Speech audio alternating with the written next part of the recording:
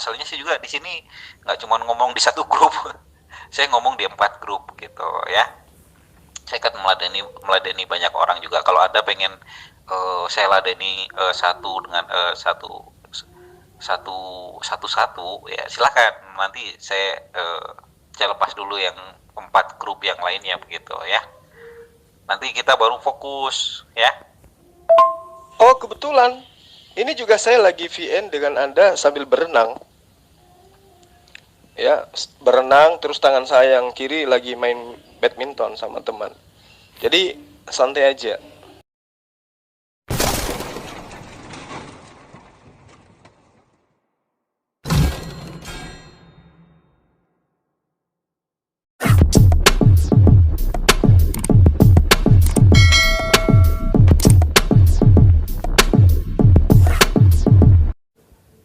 Ini ayat ini ayat kayaknya jiplak lagunya Bruri Peso Peso 5 ini. Bukan yang pertama tapi yang terakhir. Ayo angkat tema. Silahkan. Nggak usah curhat.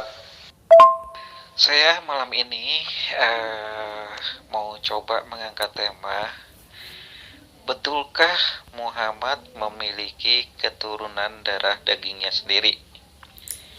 Bagi muslim yang memiliki data, memiliki pendapat, dan memiliki bukti-bukti kuat, silahkan bergabung di sini. Bismillahirrahmanirrahim. Rasulullah Muhammad sallallahu alaihi wasallam di dalam hadisnya mengatakan, ya ayuhan nas inni taraktu fikum ma in akhaztum bih lan tadillu kitab Allah wa itrati ahlal bait. Situ dikatakan wahai manusia. Jadi seruannya ini bukan hanya kepada umat Islam, tetapi seruannya ini semua tertuju kepada seluruh umat manusia. Rasulullah Muhammad sallallahu alaihi wasallam mengatakan, sungguh kutinggalkan kepada kalian sesuatu yang jika kalian berpegang teguh dengannya, maka kalian tidak akan tersesat. Yang pertama kitabullah, dan yang kedua adalah ikhrati ahlul bait. Ya, yaitu keturunan dari Rasulullah Muhammad sallallahu alaihi wasallam. Dikatakan bahwa keturunanku dan juga kitabullah. Dan sesungguhnya di hadis yang lain dikatakan, dan sesungguhnya keduanya tidak dapat dipisahkan sebelum keduanya sampai di telagaku. Ini dalil ya, sangat jelas dalam Islam bahwa Rasulullah Muhammad SAW itu memiliki keturunan. Keturunannya ini kemudian disebut dengan Ahlul Bait. Silakan ditanggapi. Apa yang Anda ingin ketahui dari sini? Itu yang nulis perkataan Muhammad di hadis itu siapa ya?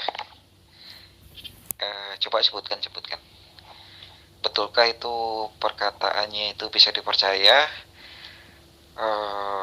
Apakah sang penulis itu termasuk Rasul atau hanya penulis saja sehingga tulisan-tulisannya itu dipercaya begitu, yang bisa diyakini dipercaya gitu. Soalnya hadis itu banyak sekali dan satu dengan yang lain, ada yang saling mendukung, bahkan ada yang saling bertentangan gitu.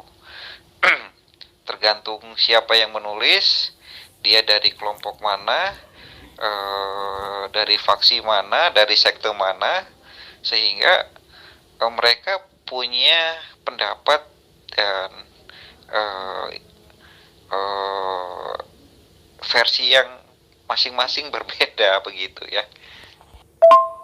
Sebelum saya menjawab ini, saya ingin tahu apakah Anda memahami apa yang dimaksud dengan sanad, matan, dan perawi.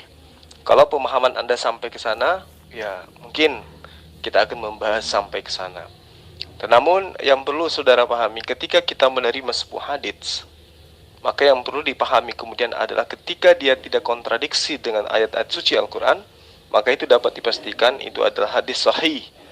Nah, hadis sahih itu artinya benar-benar bersumber dari Rasulullah Muhammad SAW. Ini menarik, karena saya pun akan bertanya kepada Anda, benarkah tulisan Lukas itu nyampe, betul-betul terlontar dari mulutnya Yesus, kemudian dituliskan oleh Lukas, lalu kemudian Anda imani sebagai firman Tuhan? Ya. Nah, ketika Anda bertanya tentang hadits, apakah ketika saya membacakan hadits yang saya sampaikan kepada Anda, ya ayuhan nas inni taraktu fikum ma in akhastum bih. Jadi di situ Rasulullah menegakkan bahwa sungguh kutinggalkan kepada kalian sesuatu yang jika kalian berpegang teguh dengannya, maka kalian tidak akan tersesat. Kitabullah dan rati ahlul baitku. Nah, di dalam Al-Quran dijelaskan dalam surah Al-Ahzab, ya, insyaallah di ayat 33, Allah Subhanahu wa taala berfirman, "Wa qarna fi buyutikunna wa la tabarrajna tabarrujal jahiliyatil ula wa aqimna salata wa atina zakata wa ta'ana Allah wa rasulah innama yuridullah liyuzhiba ankum rijsa ahlal bait wa yutahhirakum tathira." Jadi ayat ini sangat jelas berkaitan dengan hadits yang tadi. Ya. Di sini bercerita tentang ahlul bait, di mana ahlul bait itu diperintahkan di dalam ayat ini untuk membersihkan diri sebersih-bersihnya.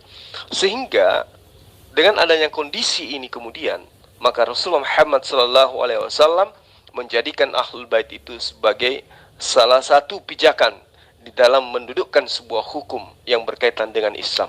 Makanya dikatakan kitabullah wa itsratil ahlil bait. Nah, ini yang perlu saya tahu dari Anda. Apakah Anda memahami apakah Anda memahami ilmu sanad, ilmu matan, atau ilmu perawi? Kalau pemahaman Anda sampai di sana, ayo kita lanjut membahas tentang hadits. Tentu saya pun akan bertanya tentang Anda, apakah sanad, matan, dan juga perawi itu bisa didudukkan di dalam tulisan Lukas? Silakan. Itu sih namanya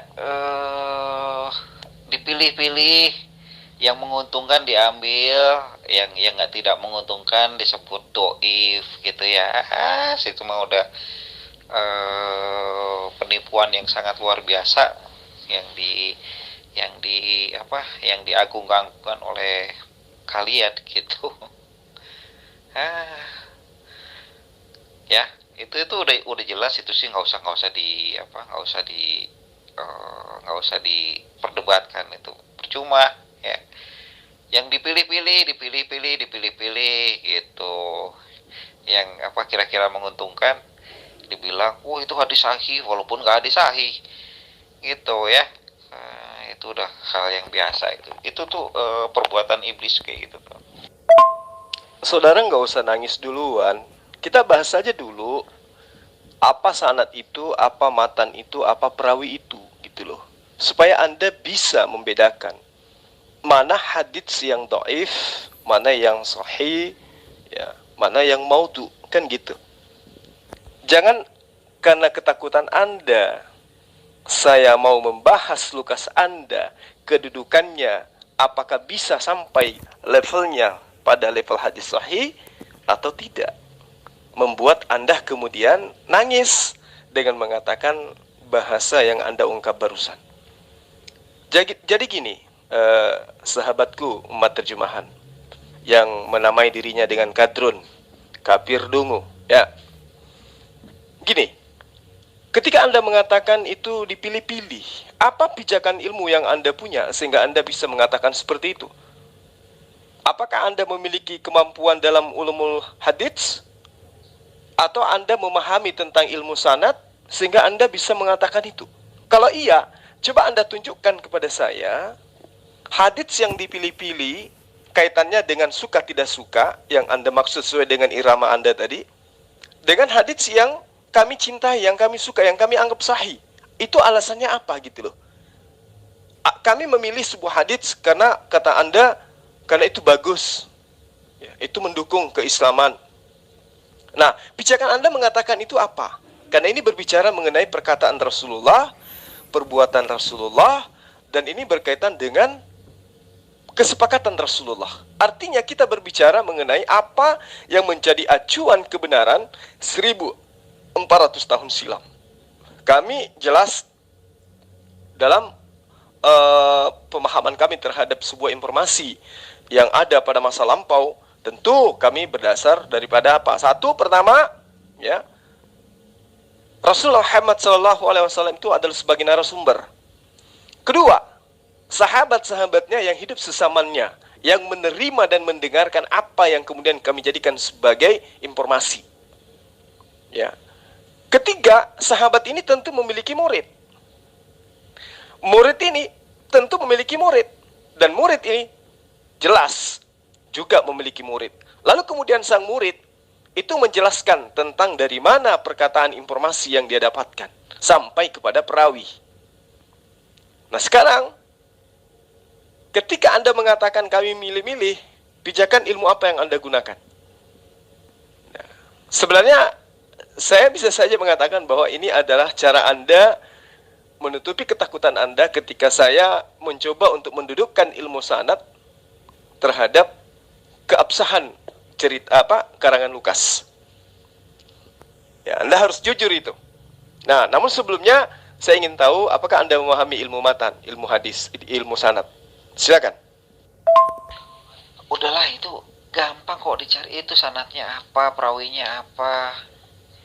Itu nggak usah ditanya-tanya model-model gitu deh, itu mah pertanyaan-pertanyaan orang yang nggak, kecuali anak baru lahir baru nanya-nanya model kayak gituan gitu ya. Jadi nggak usah di inilah sanadnya siapa, ini yang inikin siapa, Bukhari, hadis Muslim, grade-nya apa, sahih, apa tuh, sahih atau doif atau dobol, nggak tahu juga tuh. Yang bagus-bagus diambil. Aduh, padahal fakta di banyak hadis ya kelakuan Muhammad tertulis di sana semua begitu. Dan itu adalah hal yang wajar sebagai manusia ya. Nggak usah ditutup-tutupi, kenapa? Kan udah dijelaskan di ada beberapa hadis juga itu. Muhammad itu hanyalah manusia biasa yang bisa melakukan kesalahan. Sudah selesai. Orang yang banyak pernah melakukan kesalahan itu adalah manusia berdosa. Dan itu adalah ciri-ciri sebagai manusia biasa. Ya sudah selesai. Apanya mau dibahas lagi?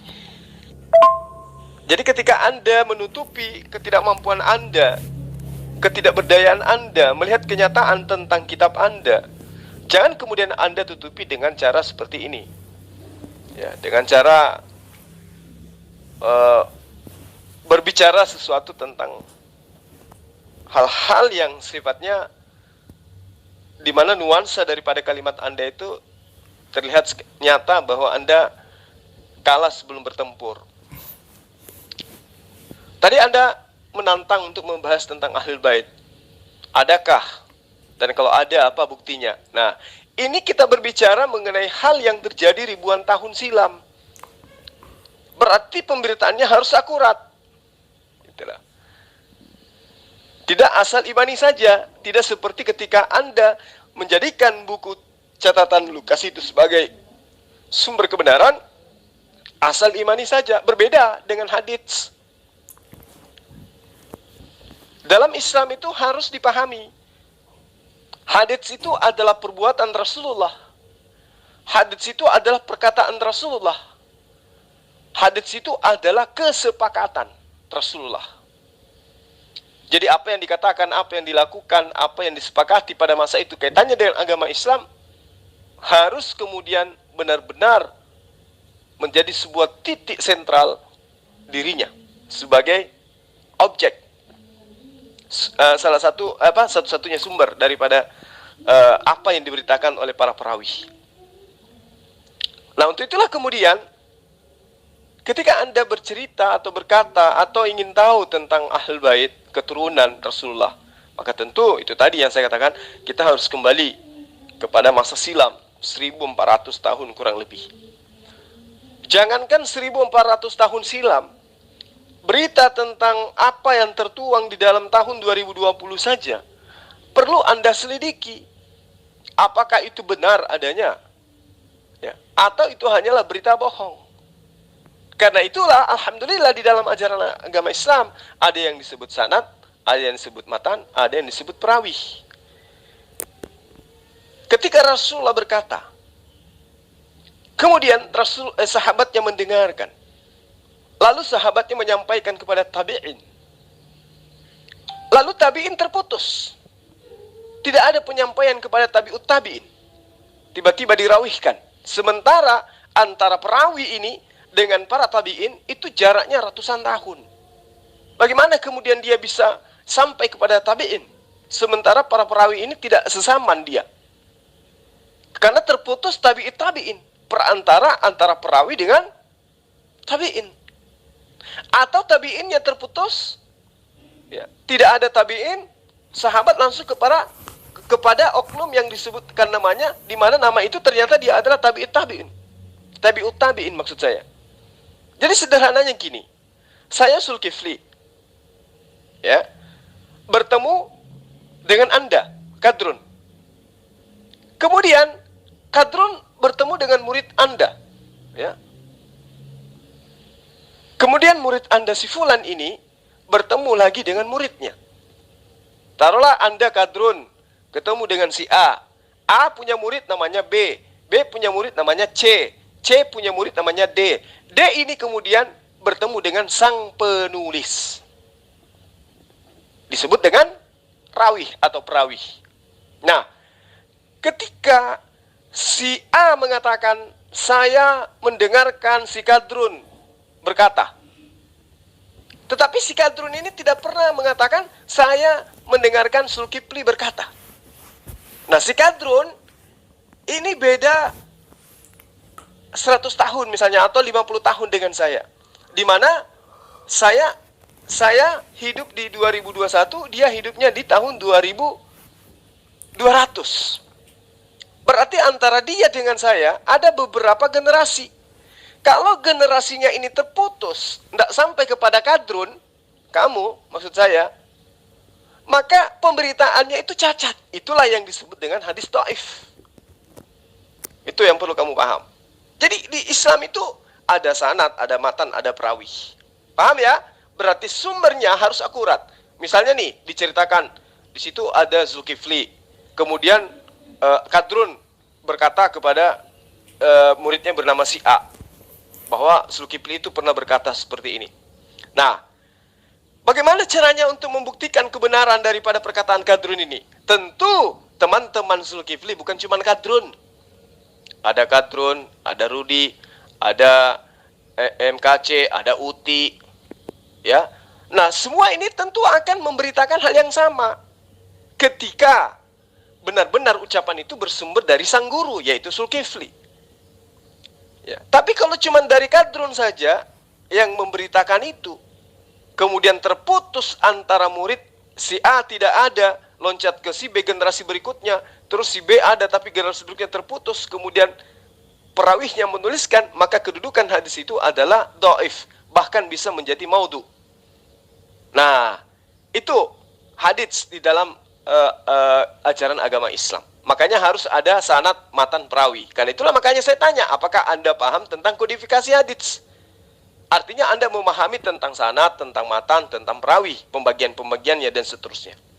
Apakah kemudian hadis yang disampaikan ini ya bentuknya sudah ditakwinkan atau terkodifikasi dengan baik atau bagaimana? Atau dibukukan dengan baik, dalam pembukuannya kemudian dia itu tersusun dengan baik sesuai dengan sanadnya, matan dan perawinya, maka itu disebut sebagai hadis sahih. Tidak diragukan. Jadi tidak ada pilih-pilih seperti tuduhan Anda, nggak ada. Jangan samakan Anda ketika Konsili Nicea tahun 325, ya, gospel-gospel yang mengajarkan tentang Yesus itu menikah, Yesus itu punya anak, Yesus itu menggambarkan datangnya sosok Rasulullah Muhammad SAW, itu ditolak. Jangan samakan itu. Itu baru dikatakan pilih-pilih. Tulisan-tulisan kitab yang sesuai dengan ajaran pagan itu diterima. Itu jangan Anda samakan dengan hadits. Tidak sama seperti itu. Nah, saya sudah menjelaskan tentang hadits. Sekarang coba Anda jelaskan kepada saya bagaimana ceritanya Lukas bisa tahu informasi tentang Yesus. Siapa yang menceritakan ke Lukas? Si oknum yang menceritakan ke Lukas ini bertemu dengan siapa? Lalu siapa ini bertemu dengan si fulan? Lalu si fulan ini bertemu kapan dengan Yesus? Silakan. Menutupi apanya? Itu tertulis di dalam dalam dalil-dalil Islam gitu loh. Ya tuh saya lupa itu dari Quran apa dari hadis. Kalau saya udah lama sekali nggak pernah baca yang detail gitu. Jadi nggak usah dielak. Begitu ya. Nggak meleset dari dalil kok. Kalau Anda mau pengen dalilnya nanti saya carikan gitu. Nah, di awal tadi saya sudah mengatakan ketika Anda minta tema, saya sudah jawab Anda, silakan cari tema di mana materinya Anda kuasai. Ternyata Anda cuma pepesan kosong juga rupanya, ya. Jadi wajarlah Anda memilih nama Kadrun, Kafir Dungu. Karena ternyata Anda hanya membual. Ya sama ketika saya pun mengatakan bahwa Paulus itu adalah pencuri ayam. Terus kemudian Anda mengatakan, apa buktinya? Siapa yang mengatakan itu? Datang informasi dari mana? Lah saya jawab, sama seperti yang Anda katakan sekarang. Gak usah mengelak, terima aja, ada dalilnya kok. Kan gitu ya?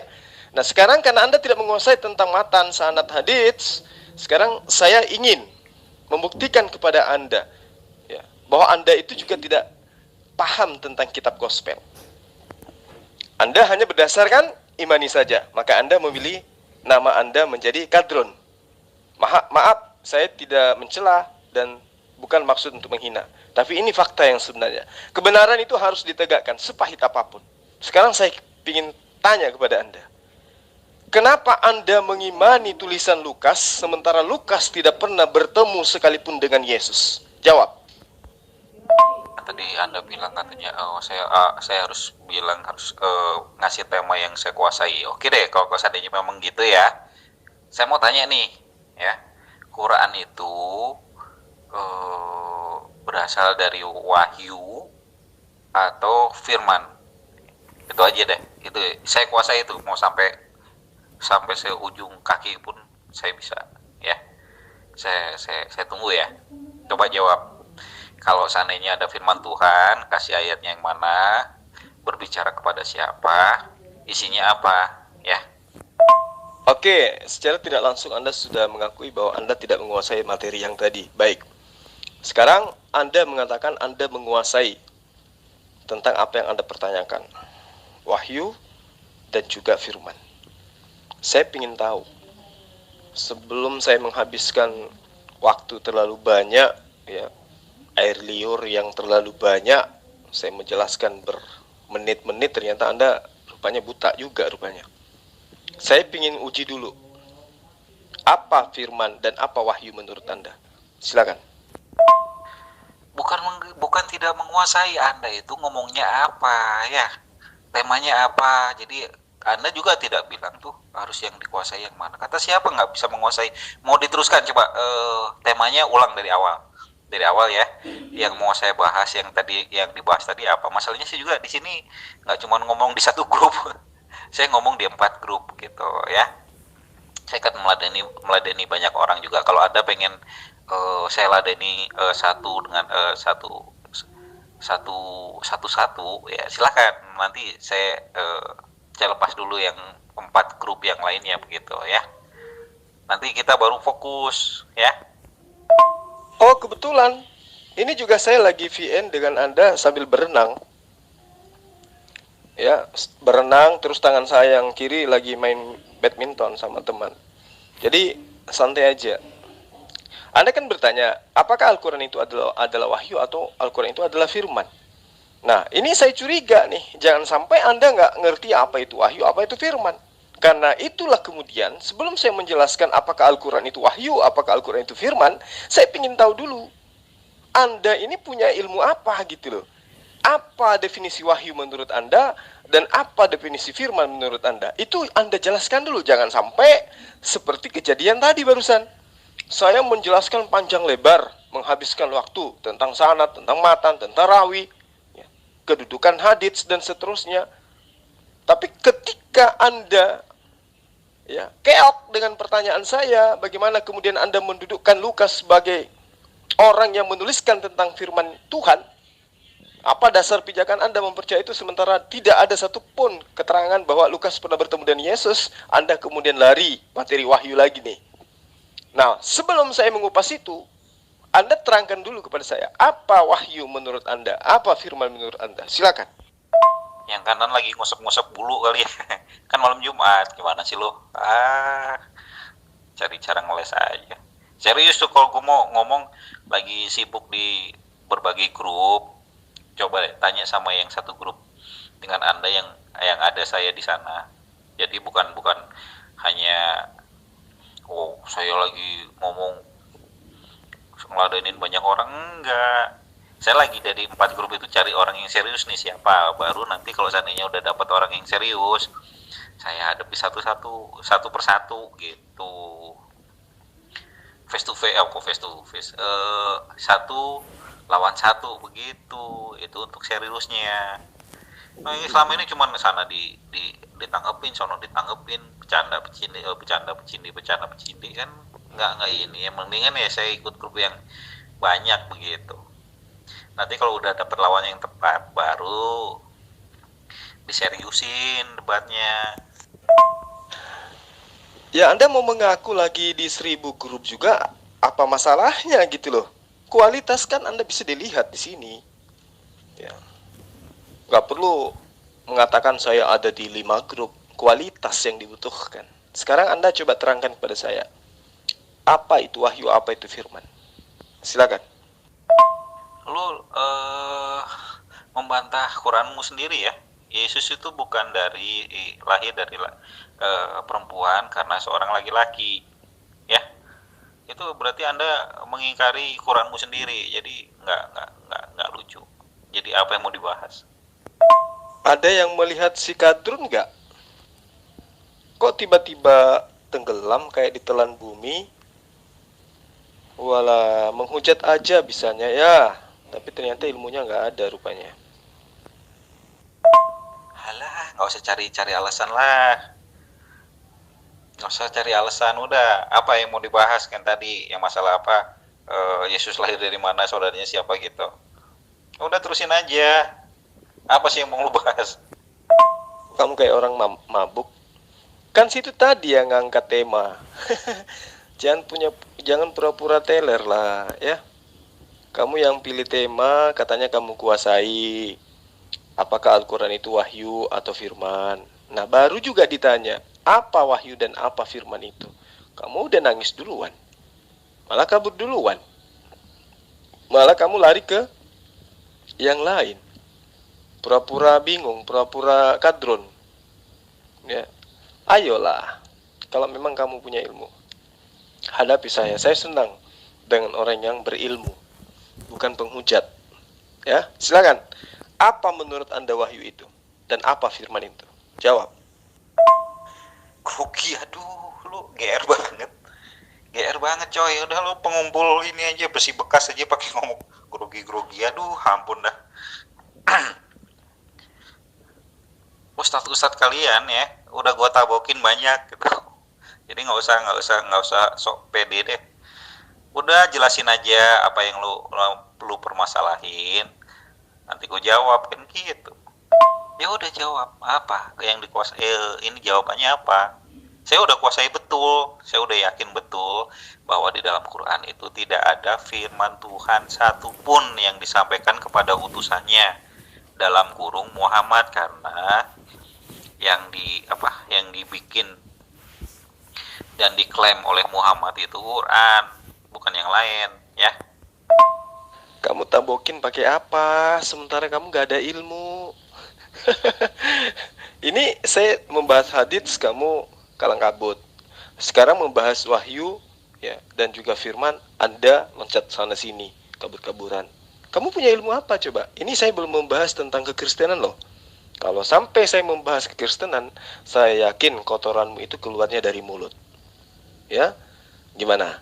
Bahas wahyu ya dan firman menurut Al-Quran, atau membahas firman menurut gospel? Gimana?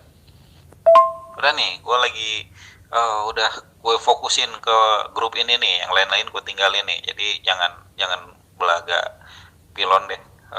Yuk kita fokus. Udah gini aja, biar adil ya. Gue lagi diskusi sama Lopot, coba yang lain diam ya. Gue lagi diskusi sama si Lopot yang luput ya, makanya biar nggak melantur sana sini ya, biar temanya sama ya, biar Lopot yang jawab, gue yang jawab gitu. Jadi yang lain-lain penonton aja dulu ya. Mana si Lopot? Ya sudah, kamu jelasin lah dulu. Sebelum saya menjabarkan Al-Quran itu adalah wahyu, Al-Quran itu adalah firman, kamu jelaskan kepada saya dulu. Saya ingin tahu sampai mana pemahaman kamu tentang wahyu. Ya. Sampai mana pengetahuan kamu tentang firman? Apa definisi wahyu? Apa definisi firman? Silakan. Gue sama Lopot ya. Lo nggak usah bikin ini, nggak usah bikin tanggapan. Gue sama si Lopot. Ya udah, sekarang kamu kasih definisi wahyu dan definisi firman. Silakan. Aduh, ternyata bocor halus. Di surga itu udah jelas ya. Yesus pernah bersabda, "Oh, kamu itu sesat. Kamu tidak ngerti firman Allah dan tidak ngerti kitab suci. Karena nanti di surga tidak ada kawin mawin, ya. Karena manusia orang yang hidup di dalam surga itu seperti malaikat." Udah selesai kan, apanya mau dibahas? Gue fokus sama Lopot ya, Lopot yang luput ya. Jadi nggak tahu tuh Zuma yang mana, pokoknya di situ tertulis Lopot ya, Lopot yang gue tanggepin.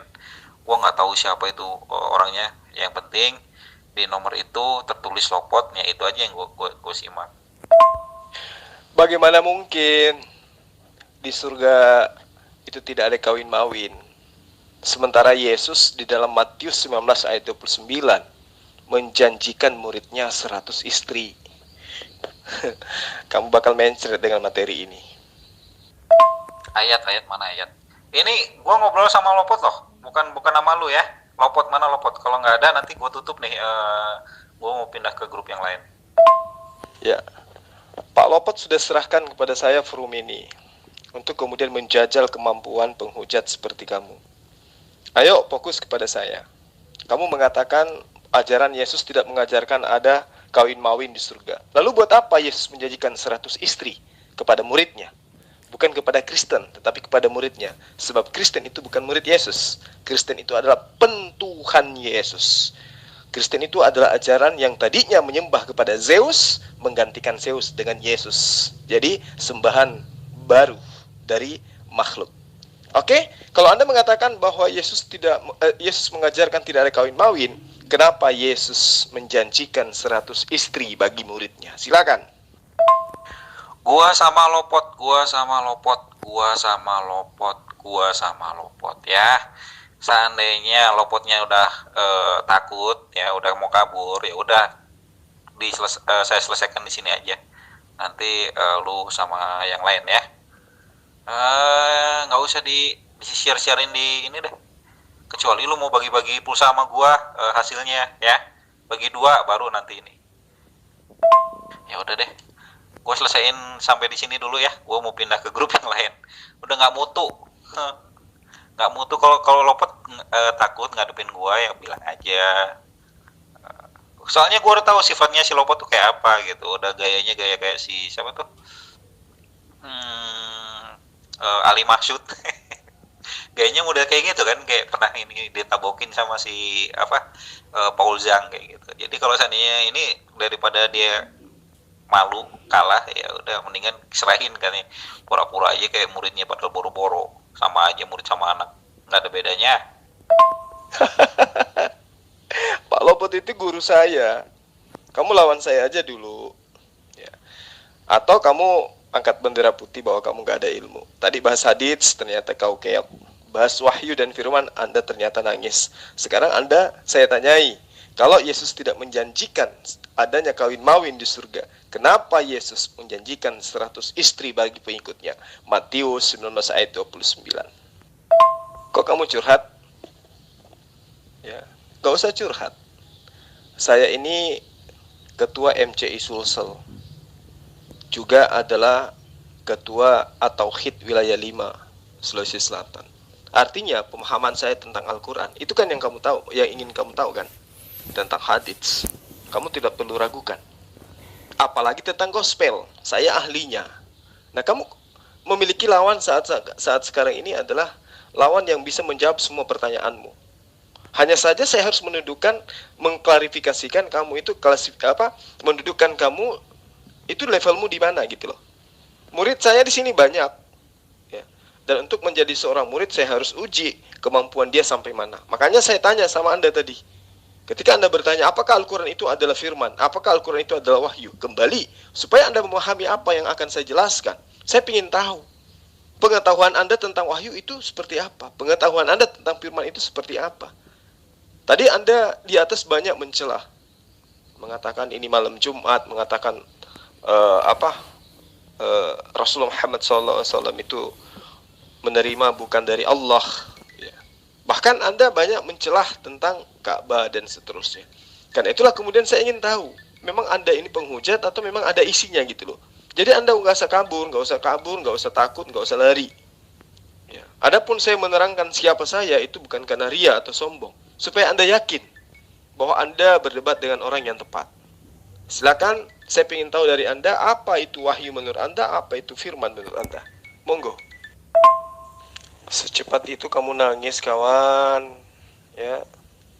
Ya udahlah, kalau memang kamu nggak ada kesanggupan untuk berdiskusi dengan saya, ya saya maklum. Ya, silakan Anda kabur karena sudah ketahuan level Anda hanya penghujat.